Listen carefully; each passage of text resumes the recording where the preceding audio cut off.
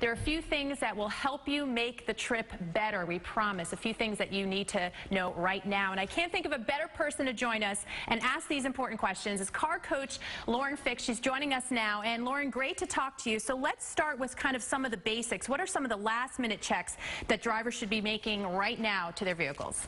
Yeah, one of the things you can do costs absolutely nothing, and that is check your tire pressure. Now, the secret to that is to check it in the morning before you go. If your car's been sitting all day and you've been loading it, now's the time to check the tire pressure. Open the driver's door. That number inside the driver's door is the correct tire pressure. Don't go with what's on the tire. Don't go with what someone told you or what a previous vehicle had. It has to be what's correct for your car, and it's not for any other car.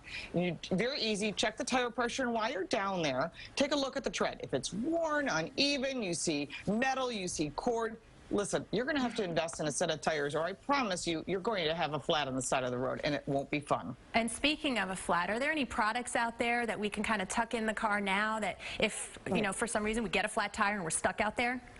Right, any auto parts store or mass merchandiser will sell a tire inflation product or have it as a kit with a compressor. I prefer the one with the compressor, and I'll tell you why.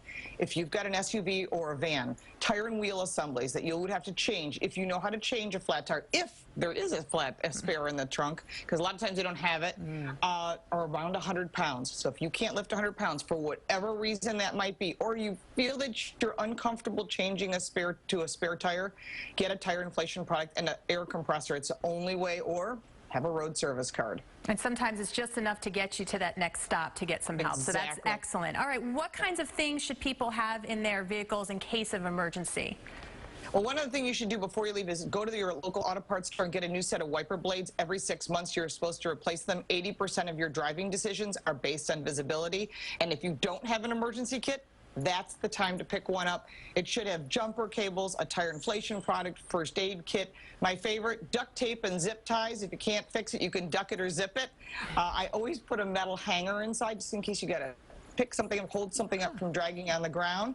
And then, of course, you need a set of gloves. You should have some basic tools. If you don't know what you're doing, please have a cord to charge your cell phone and those basic things that come in an emergency kit, including an LED light source instead of those old striking flares. The striking flares, they can blow away. They're hard to work. If you smoke or if you've got long hair, they're not safe. Use an LED light.